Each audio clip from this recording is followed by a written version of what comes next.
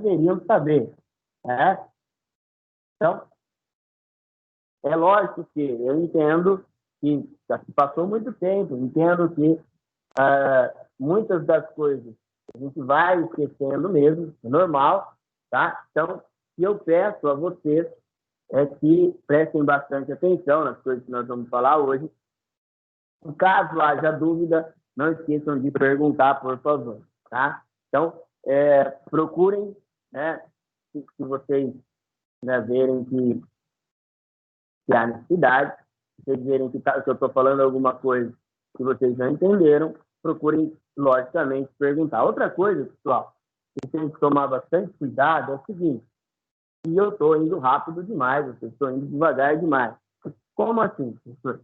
Como indo rápido demais ou indo devagar demais? Às vezes, nós vamos passando as coisas para vocês e vocês não falam nada, né? Vocês vão deixando aí que eu vá falando e vocês não falam se vocês estão entendendo ou não, se está tudo certinho ou não, e assim por diante. Então, caso vocês achem que eu estou indo rápido demais, é só falar para o senhor Davi, tá? Mas mais um pouquinho devagar aí, que eu não estou entendendo. Bom, então, primeiro de tudo aí, né? Hoje, o nosso objetivo é entender o funcionamento desses dispositivos. Na realidade, eu dividi essa aula em 3 partes, porque é muita coisa para falar. Tá? Então, nessa primeira parte, nós vamos falar de placa-mãe e processador. Na segunda parte, nós vamos falar de memória RAM, HD, POM, né, que é semana que vem, e depois a gente vai montar o PC e vou ilustrando para vocês algumas coisas, tá? Então, a gente vai fazer ali em parte, tá?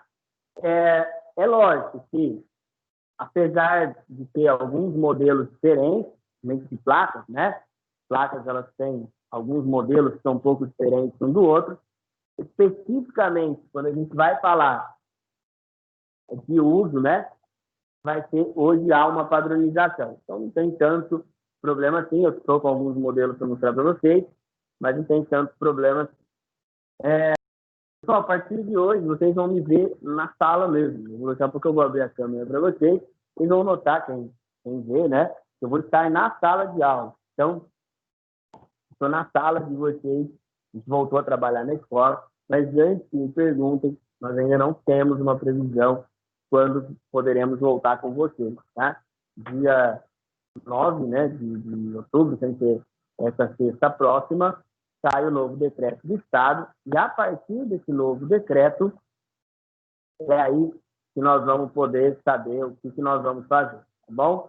Então, tem tudo isso aí para ser analisado, né? Bom, pessoal, então, pela milésima vez, nós vamos falar quais são os itens de um computador pessoal. Na realidade, o que a gente mais, assim, entra em conflito com vocês é para falar sobre o que é um computador hoje, né? Então, o que é um computador? O que ele é? Né? O que eu posso considerar como computador? Se você voltar no tempo, se você voltar 20 anos atrás, era muito simples de distinguir. Se eu fizesse essa pergunta 20 anos atrás, falasse assim, que é um computador, iam falar para mim, olha, é o gabinete. Vamos falar o gabinete, é o computador. E realmente era só aquilo, tá? Só que o que foi acontecendo?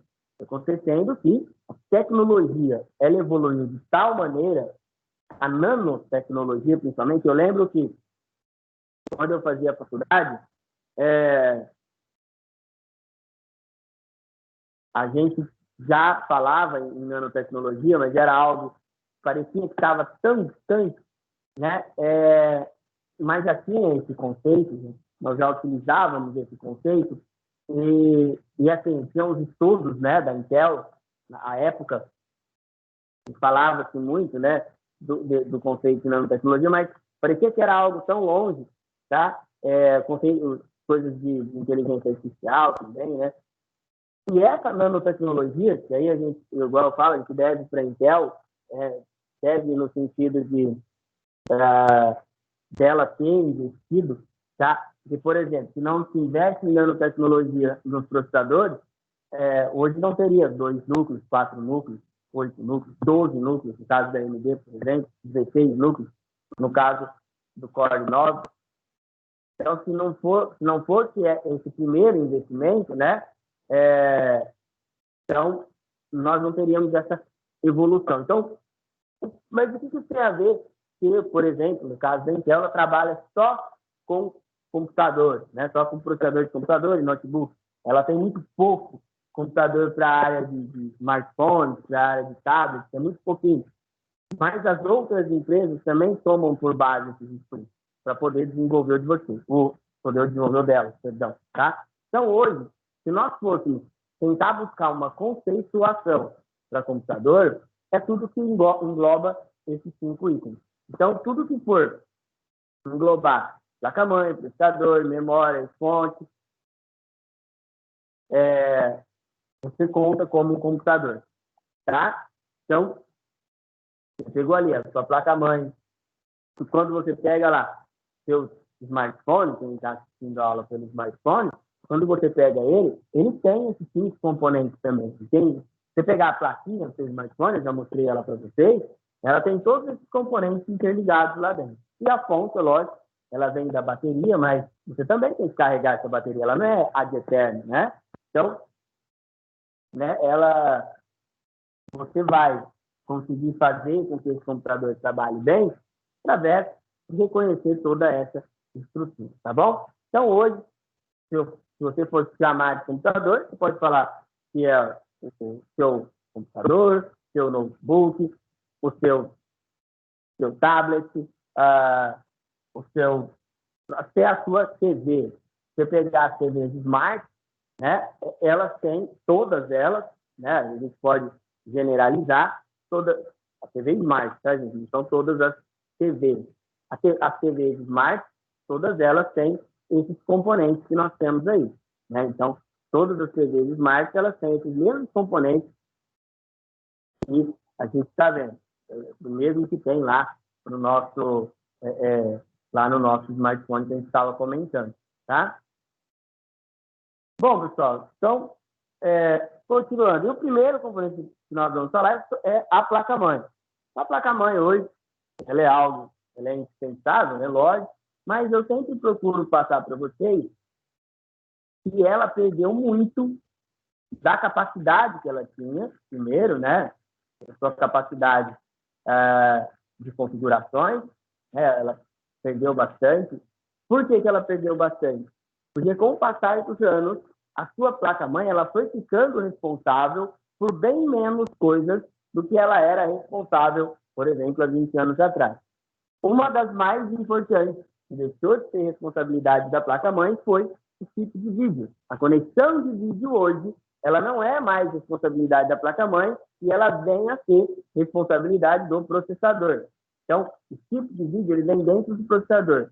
Ah, professor, e se acontecer do meu processador não vir com chip de vídeo? Isso pode acontecer? Pode. Tem processadores de alta performance, principalmente, eles não vêm com chip de vídeo integrado. Aí, como ele vai trabalhar? Simples, pessoal. Você vai ter que colocar uma placa de vídeo off-board. Tá? Então, esse é o diferencial de você trabalhar com uma máquina que o seu processador tenha ou não o tipo de vídeo incluído dentro dele. Tá bom? Bom, as placas-mães, elas evoluíram também, não tanto quanto os outros dispositivos, e hoje não tem mais, mas antigamente tínhamos 2 tipos de placas-mãe. E você ia comprar uma placa-mãe, você comprava ela com base na sua fonte. Então, com base na fonte que você tinha no seu gabinete, você comprava a sua placa-mãe. E como escolher, né? Como que eu ia escolher uma ou escolher a outra? Era assim, uma fonte era AT e a outra era ATX, que é o padrão atual. Tá? Se vocês um dia chegarem num lugar para dar manutenção, se for AT, tá? Você pode deixar ir embora. Certo? Por que pode deixar ir embora? Né? Porque vai ser uma máquina de 20 anos de idade. Então não tem nem condições, né, de dar manutenção numa máquina dessa. Qual que era a principal diferença? Assim, se você batia o olho, você sabia que a fonte era AT ou você sabia que era ATX.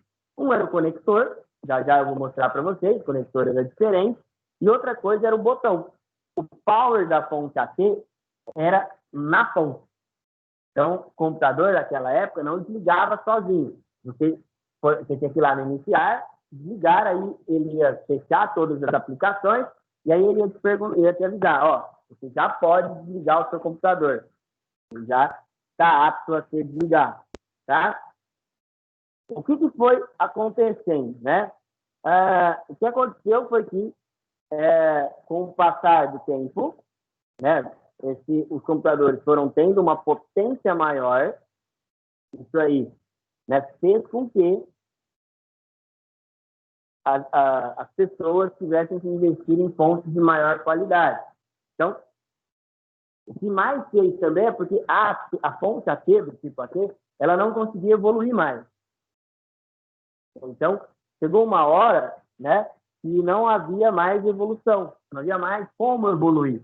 E aí teve que criar, já havia-se um novo padrão, mas esse novo padrão perceberam que se houvesse a necessidade de ter mais potência nos computadores, tá, esse novo padrão segurava.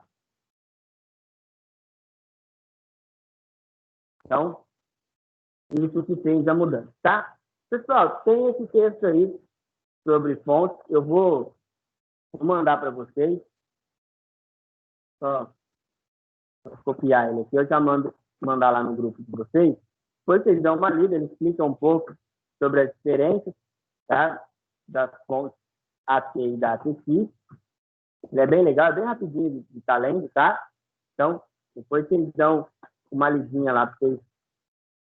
É mais por curiosidade mesmo, né? Igual eu falei para vocês, a fonte AT, ela tem, já tem muitos anos, né? Então não tem nem lógica eu chegar para vocês e falar que um dia vocês vão dar manutenção numa máquina e a fonte vai ser AT. Mas você tem que saber que ela existiu, como ela existiu e principalmente qual era a sua configuração, tá? Bom, pessoal, então esse é o conector de energia. Hoje não tem como errar, igual eu falei para vocês, já vou mostrar a imagem. Lá no AT tinha como errar, porque eram 2 conectores. Hoje não é mais. Hoje a conexão da fonte é um conector inteiro, tá? Então ele tem uma conexão apenas, tá? E aí você faz o encaixe. Ele tem um lugar certo e um desenho correto. Não tem como encaixar errado. E aí tem 2 conexões. Na aula que vem a gente vai vir com mais propriedade.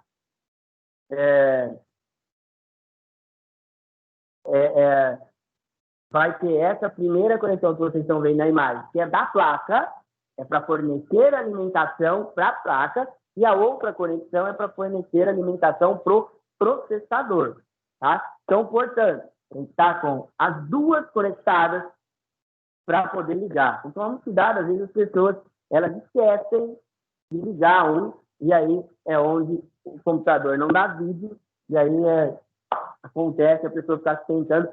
Eu falo isso às vezes, as pessoas falam, pô, professor, está repetindo isso, né? Já falou aula passada, se não ligar os 2, não vai pegar. No dia da aula de montagem, nós vamos lá, aperta o botão power, não dá vídeo, aí você fica igual o louco procurando. Então, é muito engraçado, até engraçado, porque a gente fala tanto na hora da montagem mesmo que eles esquecem. Bom, pessoal, e aí, ó, esses aí são os conectores da ATX e da AT. O AT está à sua esquerda, ele é um conector mais antigo, né? Vocês vão notar que ele é dividido em 2 pedaços, tá? E aí, como é que você tem que ligar? Você tem que ligar a conexão preta com a conexão preta. Os 2 cabos pretos, eles tinham que ficar juntos, tá? E se você ligasse ao contrário, se você errasse, você queimava, tá? Porque ele entrava em curto e queimava. O ATX não tem como. Se você ligar ele errado, você conseguir essa proeza, você tem que ser estudado pela NASA, porque não tem como, não tem jeito, tá? Bom, outra coisa interessante, a gente falar sobre a bateria da BIOS, geralmente ela vai estar na terceira opção de baixo aí, né? É o mais padrão, mas ela pode acontecer dela estar acima, em pé, igual tá aí, ou então com essa presilha. Tá? E aí, quando ela está com essa presilha, é muito chato.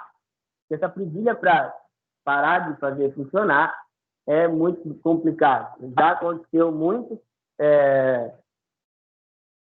de eu pegar a máquina, por exemplo, né, para dar manutenção, e aí a reclamação ser que essa máquina ela não segurava as configurações da BIOS. Aí, o que a gente tinha que fazer, né? Ia lá, ia verificar a bateria, né? E aí, essa verificação da bateria, ela acabava vendo que essa presilha de cima não estava dando a conexão. Como essa presilha não estava dando a conexão, né? Ela não reconhecia, tá? Então, era por isso que dava problema. Bom, pessoal, então, vamos ver aí os componentes básicos da nossa placa-mãe. Vou abrir a câmera aqui para vocês matarem um pouco a saudade do laboratório. Vocês não chegaram, vocês ficaram só lá em cima, né? Vocês não chegaram até a aula nesse laboratório. Bom, vamos lá, pessoal. Então, estou aqui com a plaquinha na mão, ela meio desajeitada, mas dá para falar. Então, hoje a única coisa ótima aqui está a internet, ele está voando. Ó, vamos lá, pessoal. Então, quais são os componentes básicos da placa-mãe? Primeiro de tudo, soquete. Soquete é esse cara aqui, ele é um encaixe do processador, tá? Esse encaixe do processador, ele tem uma família, tá? E não tem como pôr outro. Por exemplo, esse aqui é LGA 775. Não tem como você pôr um outro, tá? Não tem como você colocar um 478, não tem como você colocar um 150 e assim por diante. Ele é da família Intel. Não tem como você pôr um AMD aqui, tá, pessoal? Isso aí parece brincadeira, sabe? O senhor fala isso, mas é zoando.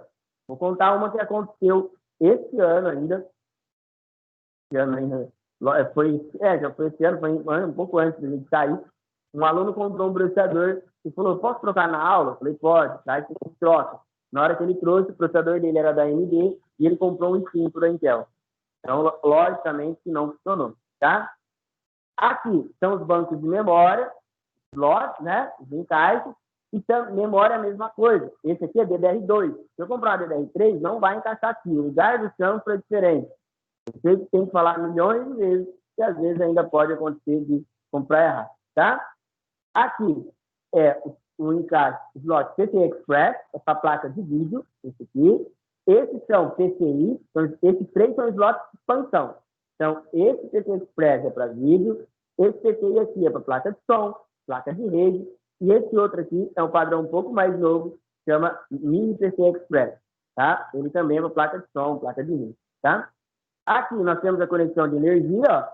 Aqui um conector de 24 pinos, e aí eu falei para vocês, o outro que você não pode esquecer de ligar é esse aqui, que é o do processador, tá? Se ligar só um, ele não vai, ele vai até girar o cooler, mas não vai dar vida. Aqui é onde ficava a bateria da BIOS, vai levar embora, tá? Aqui temos o padrão SATA, tá? Aqui temos o IDE, essa placa é um pouco mais antiga, ainda tem IDE, tá? Aqui tem o painel frontal, certo? Falou muitas vezes, e aqui temos as interfaces, né? Então, conexão de teclado e mouse, conexão serial, conexão VGA, aqui a conexão paralela de impressora, as USB, a placa de rede Ethernet e a saída de som, tá? Não faltou nada para... Ah, faltou sim. Esses aqui são os chipsets, aqui ó, ponte norte e ponte sul. Então, aqui tem a ponte norte e aqui a ponte sul. Hoje não existe mais isso, tá? Hoje é uma ponte só. Então, desculpa, é um chipset só, que faz controle de tudo, tá? E aqui é a BIOS. Hoje a BIOS não sai. Eu estou com uma placa aqui, ela é um pouco mais antiga. Ah, ela não, essa BIOS não sai. Já está uma que a BIOS saía para tirar para vocês. Mas essa aqui, ó, essa placa é interessante. Ela é uma meio de transição. Olha aqui, o processador é chipado, não tem como trocar. Esse é o processador, ele não sai, tá? E essa aqui... Ah, não, sai sim a BIOS aqui, ó. Eu vou tentar tirar ela enquanto vocês vão fazer exercício, eu vou tentar tirar ela. Essa aqui é a BIOS. Dá para focar aqui. Coisinha linda aqui da natureza. Aqui chipset ponte norte, ponte sul. Essa aqui é bem antiga. Pra você ter uma ideia, não tem SATA, ó. Tem dois IDEs e um disquete. Dois A, pata e um A. Não tem TCI Express, bem interessante a plaquinha. Bom, pessoal, então, essas são algumas das conexões da placa, tá? Algumas das conexões que nós temos aí. Dá para verificar que essa placa ela tem algumas novidades, né? Essa última, principalmente, igual eu falei para vocês, né? Você tem dentro dela, essa última, né? A mais antiga, esse processador chipado, né? Então, o que quer dizer isso aí? Quer dizer que não dá para trocar, não dá para fazer um upgrade desse processador, tá? Viu que não tem data, né? Bem antiguinha mesmo. Bom, pessoal, vamos para a nossa primeira do dia, tá? Uma coisa que eu quero que vocês entendam, quando eu falo assim para a gente parar, para fazer os exercícios e tal, o exercício é o único meio que eu tenho de ter um retorno de vocês. Saber, né? Como é que vocês estão indo, de ver como é que vocês estão aprendendo, tá bom? Então, é o único meio que eu tenho. Então, se vocês não fizerem, fica pior não é para vocês, é para mim. Então, sou eu que acabo ficando ali sem saber como é que está o andamento, tá? Então, por favor, quando eu parar assim para fazer os exercícios, faço, né? Ou responde lá no WhatsApp, ou então respondam por e-mail, não tem problema, tá? Mas, e outra coisa, procurem fazer com suas palavras, tá? Então, procurem ali, na hora que vocês forem, né, responder com as palavras de vocês, para que aí a gente possa ter um parâmetro melhor. É lógico, tudo distante, né? Não dá para ver se vocês estão olhando aí lá no Google ou não, né? Eu não tenho esse acesso, mas é mais por vocês mesmo, tá, pessoal? Vamos lá, vou dar um tempinho para vocês. Podem responder aí, por favor.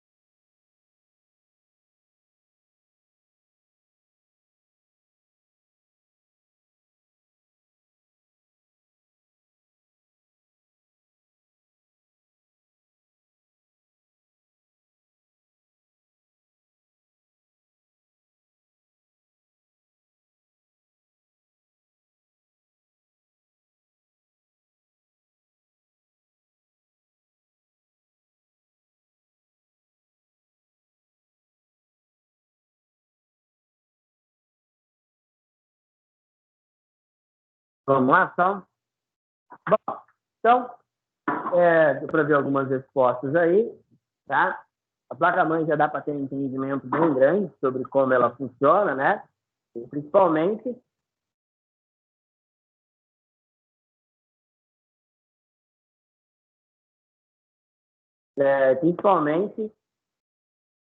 né, qual a função dela, né? O que ela tem de melhor. Bom, pessoal, vou falar bastante de processador agora para vocês. Então, o processador, ele é o item hoje, ele é o item, com certeza, o item mais importante aí do seu computador. Por que ele é o item mais importante? Porque o processador, ele é responsável por toda a base de cálculo, tá? Então, toda a base de cálculo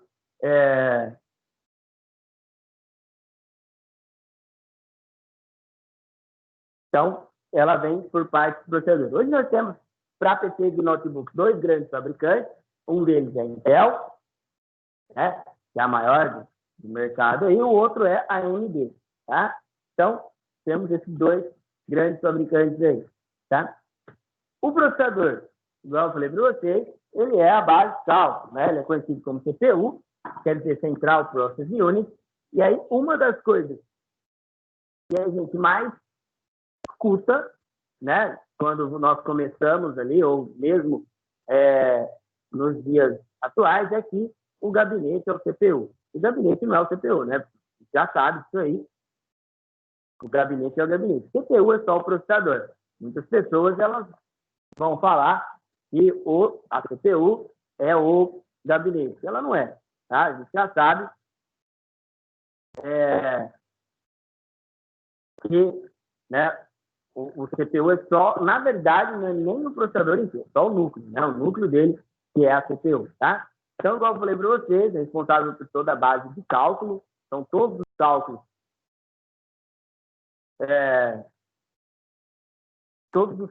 do seu processador, toda a base de cálculo, ela é feita por meio do seu processador. Então, por isso que ele, quanto melhor, ele vai fazer mais operações e aí ele vai conseguir ser mais rápido, tá? Bom, e aí como é que eram os precursores do processador?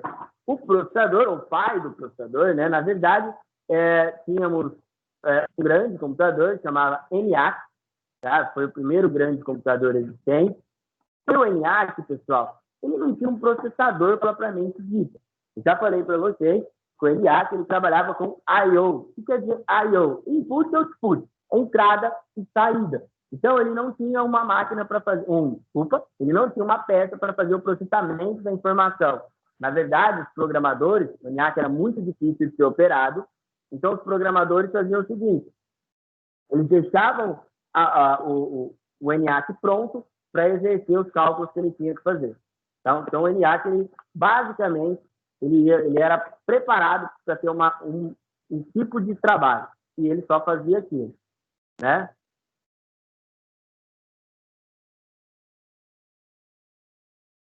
Bom, e aí os processadores foram se modernizando e os primeiros viraram chips. Tanto que os processadores, eles não eram chamados de processadores nos anos 70, nos anos 80. Eles eram chamados apenas de microchips. E havia um medo muito grande desses microchips caírem em mãos erradas. Tá? Havia ali uma certa aflição mesmo desses microchips irem parar em mãos erradas e aí, né, aconteceu uma guerra. Eu tenho até alguns filmes americanos que vocês assistirem, lá vai estar escrito esse termo, né? O termo, além de estar escrito o termo microchip, lá também vai estar descrito que eles tinham muito medo, porque, né, como fazia muitos cálculos, eles tinham medo que caísse em mãos erradas. Nós estávamos falando de época de Guerra Fria, e aí nessa época tudo que era criado para o ramo da tecnologia era voltado para usos militares. Eles tinham muito medo da Rússia fazer mísseis teleguiados e mandar para os Estados Unidos. É um medo que poderia acontecer, um medo que poderia até ser real.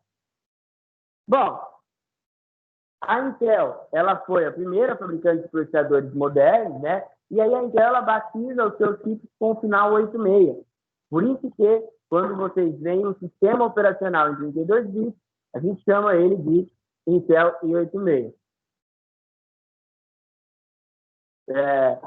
Então, é por esse motivo. Os primeiros, o 186 e o 286, Intel 386, eles eram conectados à placa. O 486 ele já começa a ficar um pouco melhor, tá? E aí ele já começa a ter um chip, né? Ter uma conexão externa. Você podia tirar o 486 e trocar. Na verdade, você podia trocar o 486 só na versão DX, uma versão um pouco mais avançada, ela era muito cara. Ela sai lá no final dos anos 80 e início dos anos 90. O 486, apesar de hoje ele ser sinônimo de processador velho, né? Num primeiro momento, ele era muito caro, tá? E ele traz uma frequência absurda para a época, né? O 486DX, ele chegou a ter um clock de 100 MHz. Isso aí, às vezes, hoje você olha e fala, pô, 100 MHz não é nada. Mas, cara, há 30 anos atrás era muita coisa, tá? Até porque os sistemas eram DOS. Depois da série 86, a Intel lança a linha Pentium. O Pentium, ele vem só o Pentium 1 chegou a vir conectado à placa, equipado à placa, os outros não. Os outros eram processadores externos mesmo, tá? Então, teve o Pentium 1, né? O Pentium 2, o Pentium 3 e o Pentium 4. Na linha Pentium 4, a Intel ela começou a ter uma briga bem forte com uma outra fabricante, que era a AMD. A AMD ela lançava chips mais baratos, chips de processamento mais baratos, tá?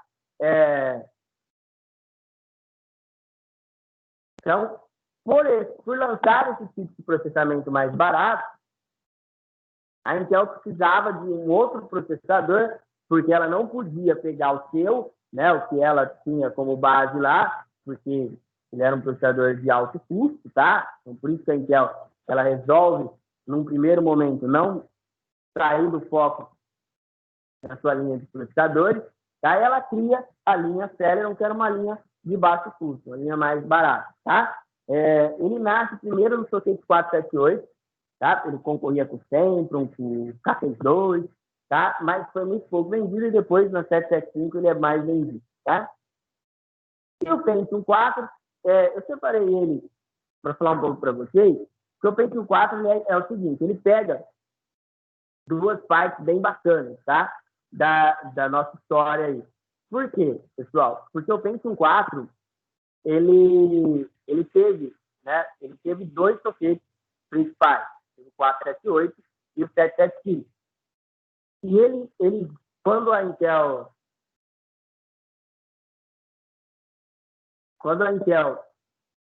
lança, né, o Pentium 4, era para ter um processador muito rápido.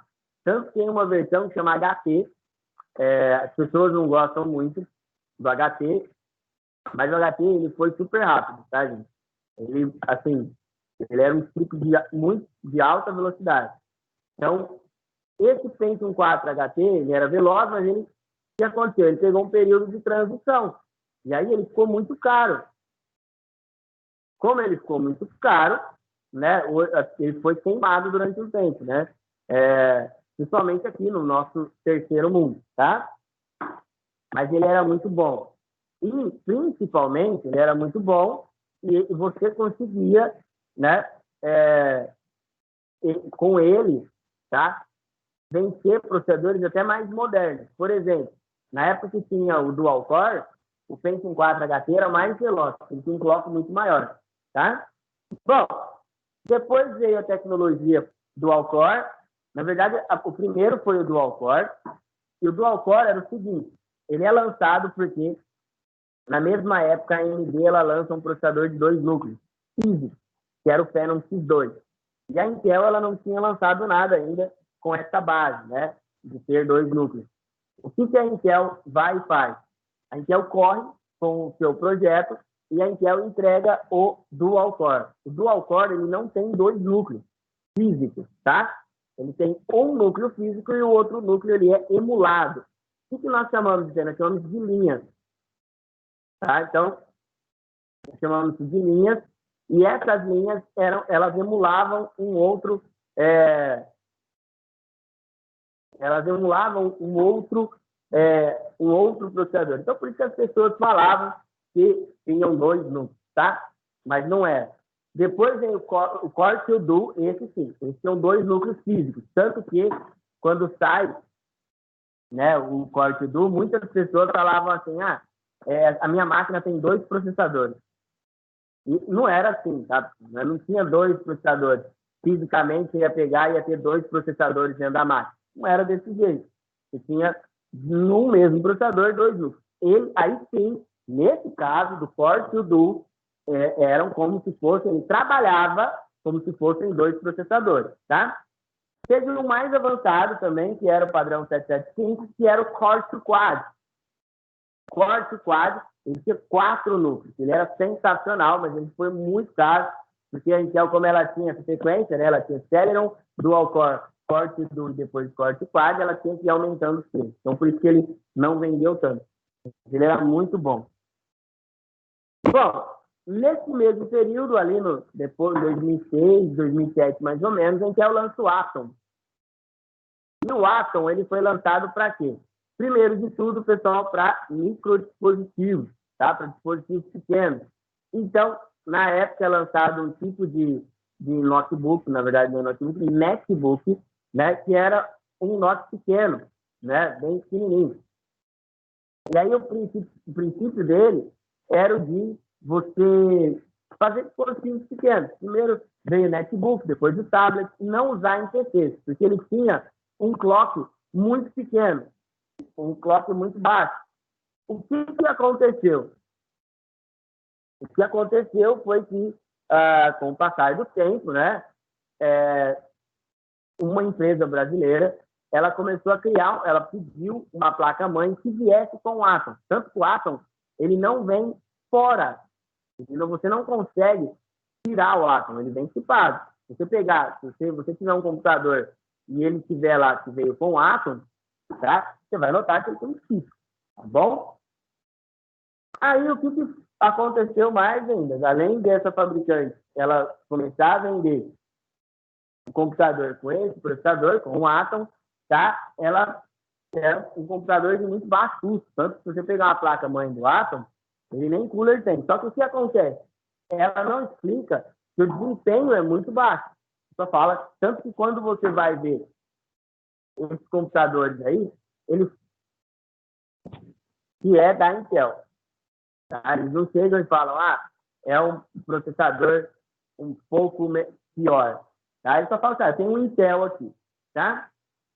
Bom, e aí depois é lançada a tecnologia Core, aí vem o Core i5, o Core i3, i5 e i7, né, no primeiro momento. Depois eles começam a evoluir. Hoje nós estamos na 10ª geração de processadores da Intel. E aí, o que nós temos que entender? Por que virou essa nanotecnologia, né? Toda vez que a Intel ela vai diminuindo o seu núcleo, ela dá um nome para esse núcleo. E aí, o nome, né, é o penúltimo, isso aí, ou o antepenúltimo, é o Ivory, tá?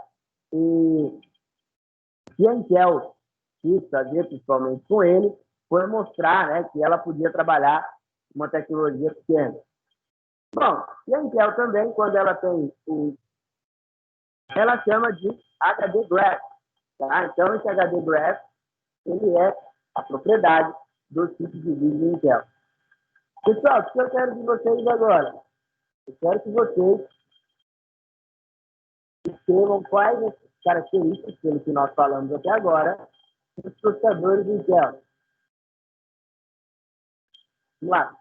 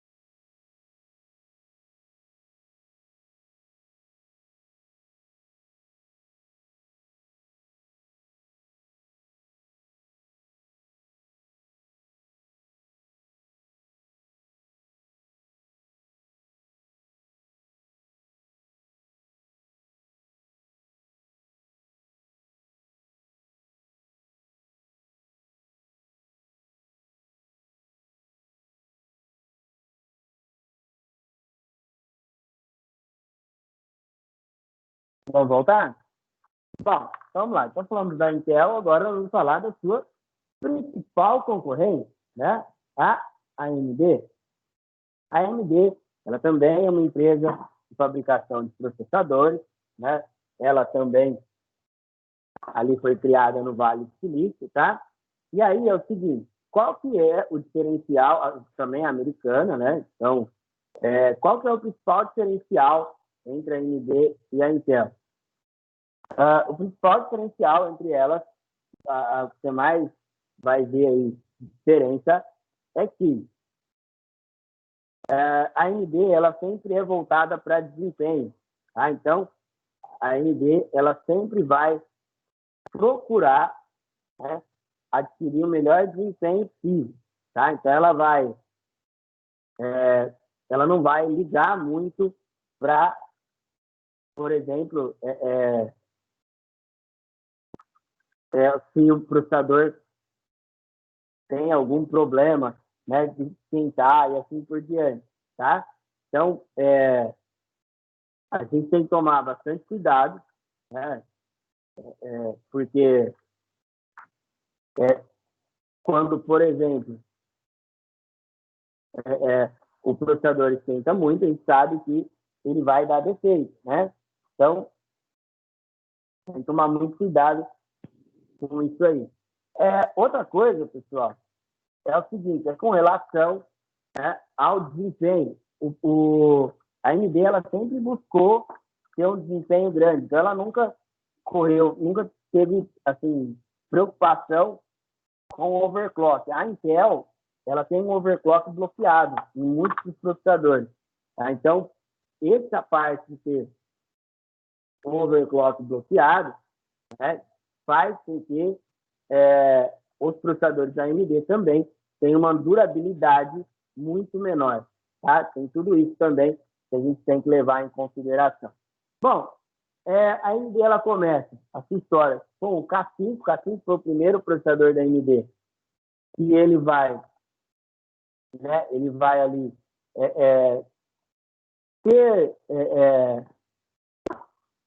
ter assim mercado, né? A AMD ela se junta com a Microsoft, que hoje era uma gigante, mas na época ela não era tão grande assim, já tinha, lógico, era uma empresa muito rica, mas não é o que ela nem sombra do que a Microsoft é hoje, tá? E qual que era o intuito principal? Só se lançar no mercado. Como o PC era muito caro, o computador era muito caro, a AMD precisou buscar parceiros para poder entrar no mercado, tá? Depois veio o K6, né? E o K62. O K62 ele foi o primeiro a ver com a opção de overclock, né? Era uma novidade já. Isso fazia ele aquecer de maneira absurda e também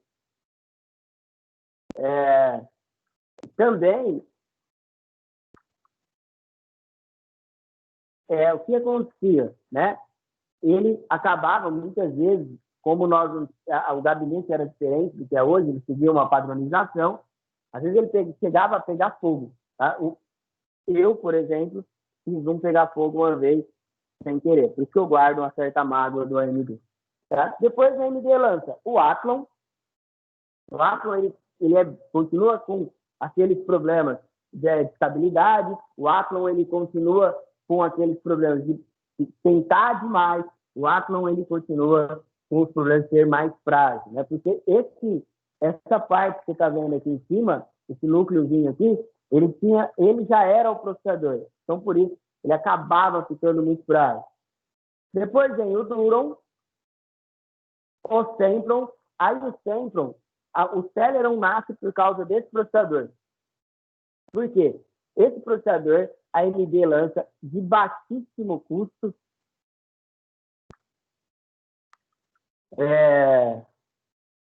Então, assim, e aí não tinha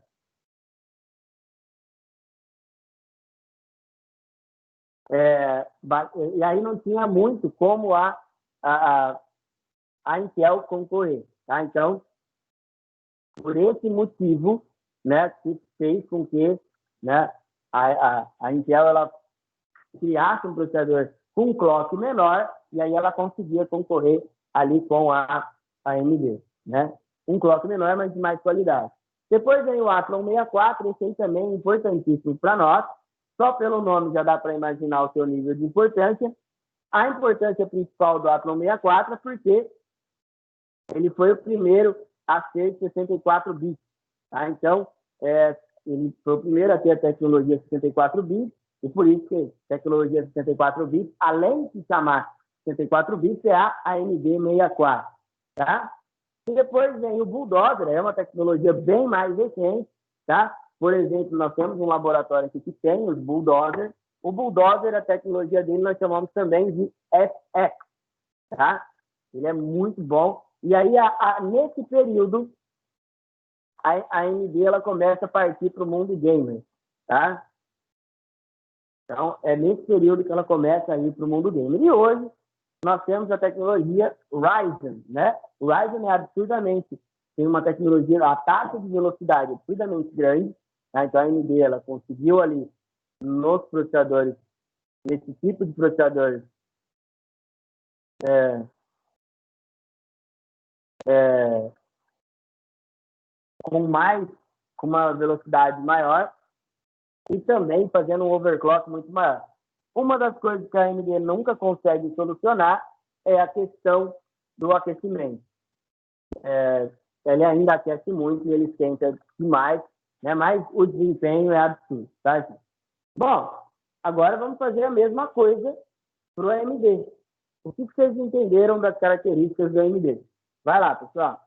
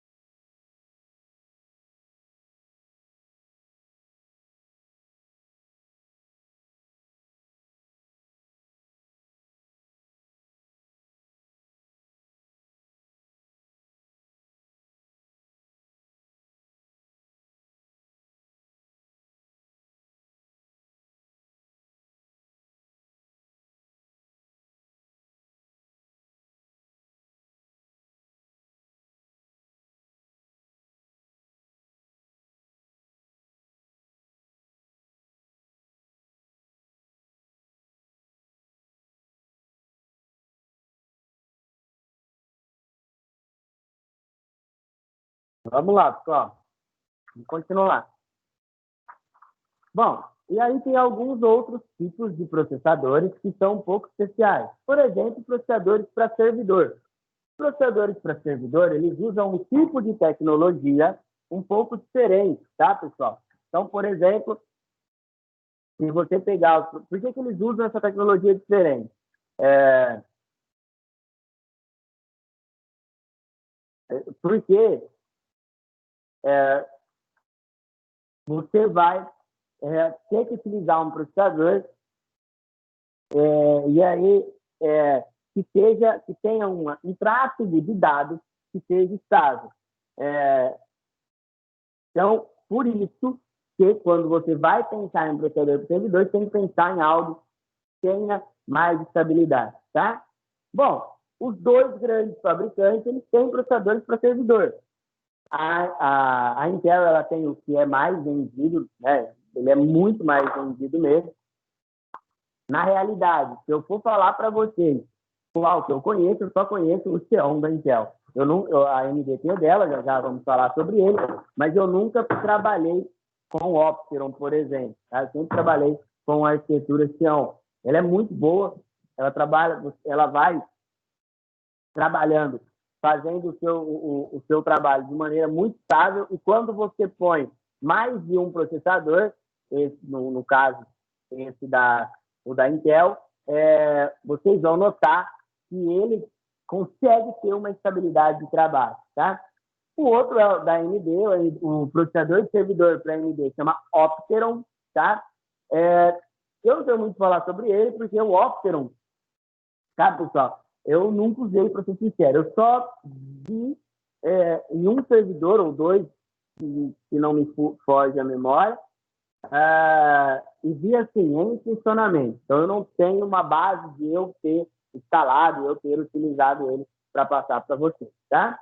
Temos também os processadores para notebook. Qual que é a principal diferença? Primeiro, física. O tamanho do processador para notebook é menor, tá? Ele é mais fino e ele não consegue seguir o mesmo clock, tá? Então, pessoal, uma das diferenças principais é não ter o mesmo clock. Ele não consegue suportar a mesma velocidade. Então, como ele não consegue suportar a mesma velocidade, ele acaba tendo esse empecilho, tá? Outra coisa é assim, por exemplo, esse notebook que eu estou passando aqui para vocês, ele é um i7. Se você pegar o mesmo i7, ó, da mesma família, vou pegar aqui e vou mostrar ele para você. Então, esse aqui, ó, ele é um notebook i7, quarta geração, ó, 47.5 de 2 GHz, ele tem 4 núcleos de 2 GHz, tá? Se você pegar um para PC dessa mesma família, vocês vão notar que o clock é muito maior, tá? Tem tudo isso que tem que ser levado em consideração. Bom, pessoal, vamos concluir aí. Aí a opinião de vocês, eu quero saber. Segundo o que vocês ouviram agora, o que vocês acham? Vamos lá, galera.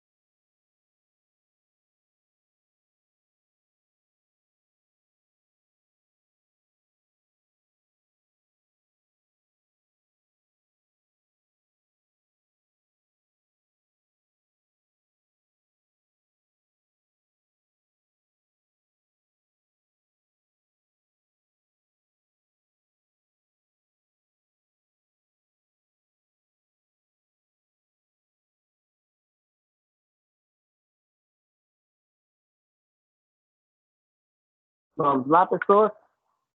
Bom, então, outra coisa de suma importância de vocês entenderem é o soquete do processador, tá? Então, o soquete do processador, ele é o encaixe do processador, literalmente. É onde você vai inserir o seu processador. Às vezes a gente fala assim, pô, professor, isso aí eu já sei, né? Mas o que vocês devem tomar bastante cuidado? Igual eu falei no começo, cada soquete ele tem uma família de processadores, o qual ele é compatível. Então, não adianta tentar inserir lá no processador uma família diferente da que você comprou. Por exemplo, eu trouxe alguns exemplos aqui para que vocês tenham em mente qual modelo e qual processador que você poderia inserir. Esse primeiro que está na tela de vocês é o 775. Ele é o mais lindo, já é bem antigo, ele tem ali uns 15 anos aproximadamente.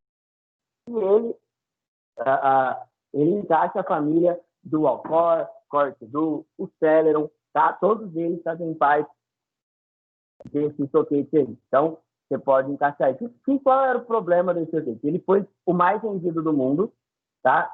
Da história. E por quê? Porque ele pegou uma época em que os computadores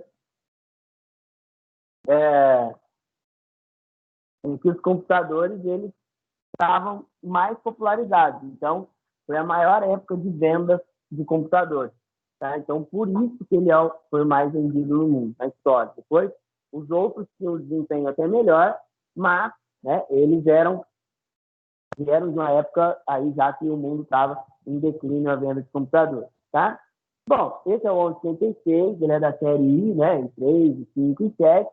O diferencial dele é que ele não ficou muito tempo. Tá? Ele não ficou muito tempo aí. Nós não tivemos ele por muito tempo na nossa vida, tá? Mesmo ele sendo um padrão mais novo, né, já da série I, ele teve muito pouco tempo de uso, tá? Depois, o AM2 é do Atom X64, né? Do Atom X2, ele foi um padrão que foi muito usado, mas também teve alguns probleminhas, né? Mas os problemas né, desse soquete são mais relacionados ao processador do que a ele propriamente dito, tá? Bom, para nós terminarmos, eu vou dar mais um tempinho. Depois de tudo isso que vocês ouviram, qual que é, na opinião de vocês, evidente, o melhor? Intel ou AMD? Qual deles vocês escolheriam? Se você hoje né, fosse montar a sua máquina, tá? E aí, né, isso está incluso aí nesse último exercício nosso. Vamos lá, pessoal. 10 minutinhos aí para você.